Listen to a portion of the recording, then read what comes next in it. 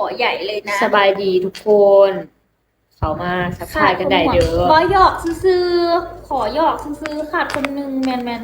แต่ที่หาไปได้ พี่หนุ่มไปซื้อไวน์ก่อนนั้นเจมินี่โอเค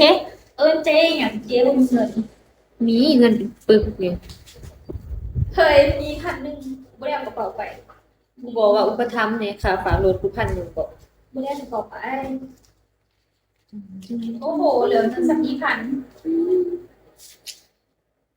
เด็กน้อยแล้วเนี่ยบ่แม่นเด้ น้อ อย ใหญ่ใหญ่แล้วใหญ่เป็นสาวแล้วเด้อถ้าผัวกันได้ลืมก็แบบอุ้ยโทษมีเป็นไรเจ้าค่ะกูว่า ขอหนึ่งทัวแน่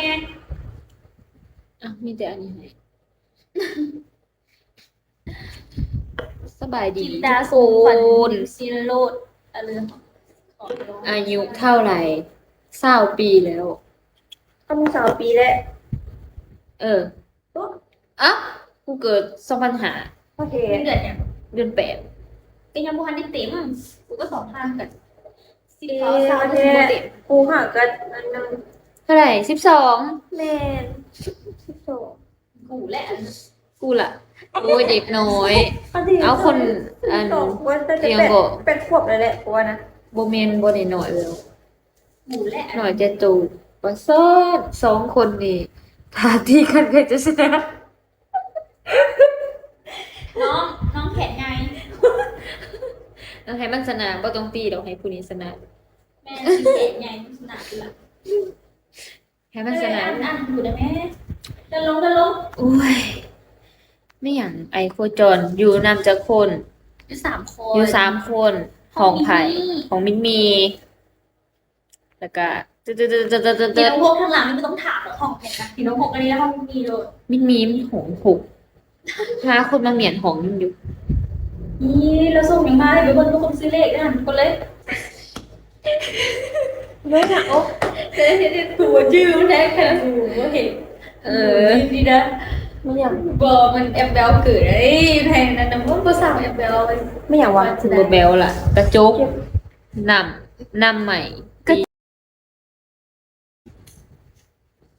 แต่บ้านกูนี่ฮะกับ แบบลมร้ายนะว้านะ แต่บ้านกูนี่ฮะกับฮึ บางกูกระโดดใครไปว่างเด้เป็นเป็นวะแต่ประเด็นว่า สบายดีสบายดีทุกคน เป็นวะบอจะกลัวว่าบางคนว่าหวาได้บางคนอ่ะ บางกูว่ามันแบบมันเป็นเขาที่แบบจริงๆว่าเป็นคอนเทนต์ว่าแบบ เห็นทำไมตียุงอุ้ยตายเห็นทำไมตียุงกระจกทำไมตียุงค่ะมีคนหาคุยจี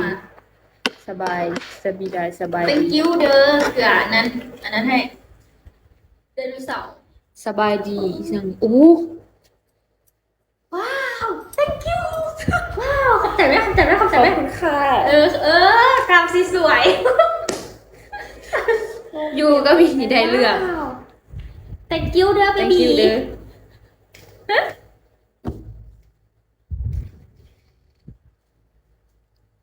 กดติดตาม แต่ยังเห็นบ่ไปอยากหัว thank you อีใช่อีจันออกแล้ว เกตมณีไลฟ์บิโก้ป่ะ ย่าอย่าไปเบิ่งเชียดเด้อไปเบิ่งนี่